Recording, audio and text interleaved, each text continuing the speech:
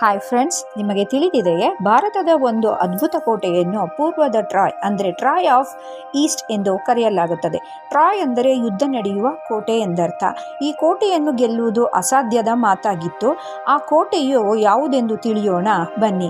ಇದು ಜಿಂಜಿ ಕೋಟೆ. ತಮಿಳುನಾಡಿನ ವೆಲ್ಲಂಪುರಂ ಜಿಲ್ಲೆಯಲ್ಲಿರುವ ಈ ಕೋಟೆಯು 3 ವಿಶಾಲವಾದ ಬೆಟ್ಟಗಳಾದ ರಾಜಗಿರಿ, ಕೃಷ್ಣಗಿರಿ ಮತ್ತು ಚಂದ್ರಯಾಂದ್ರ ಮಾರ್ಗದ ಮೇಲೆ ನಿರ್ಮಿಸಲಾಗಿರುವ ಕೋಟೆಯಾಗಿದೆ.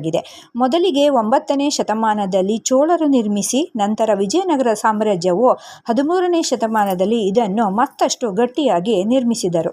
ಈ ಕೋಟೆ ಗೆಲ್ಲುವುದು ಬರೀ ಕಠಿಣವಷ್ಟೇ ಅಲ್ಲ, ಅಸಾಧ್ಯವಾಗಿದ್ದುದರಿಂದ ಇದನ್ನು ಟ್ರಾಯ್ ಆಫ್ ಈಸ್ಟ್ ಎಂದು ಕರೆಯುತ್ತಿದ್ದರು.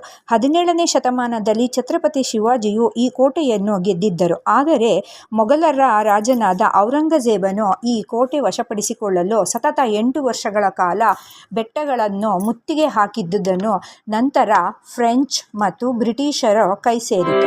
ಈ ಕೋಟೆಯೊಳಗೆ ದೇವಾಲಯ, ವಿಶಾಲವಾದ ಗೋಡೆಗಳು, ಆಹಾರದ ಉಗ್ರಾಣ ಮತ್ತು ನೀರಿನ ದೊಡ್ಡ ಕೊಳವಿದ್ದು ಆತ್ಮನಿರ್ಭರವಾಗಲು ಇದಕ್ಕೆ ಸಹಾಯವಾಗಿತ್ತು.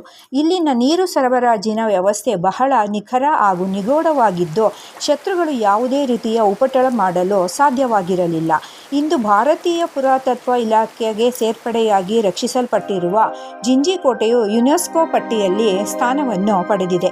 ಕೇವಲ ಕೋಟೆಯಾಗಿರದೆ ಭಾರತದ ಶೌರ್ಯ ಮತ್ತು ರಣನೀತಿಯ ಜೀವಂತ ಉದಾಹರಣೆಯಾಗಿ ಜಿಂಜಿ ಫೋರ್ಟ್ ನಿಂತಿದೆ. ನೋಡಲು ಬಹಳ ಸುಂದರವಾಗಿದ್ದು ಚಾರಣ ಪ್ರಿಯರಿಗೆ ಬಹಳ ಇಷ್ಟವಾಗುವಂತಹ ಸ್ಥಳವು ಇದಾಗಿದೆ.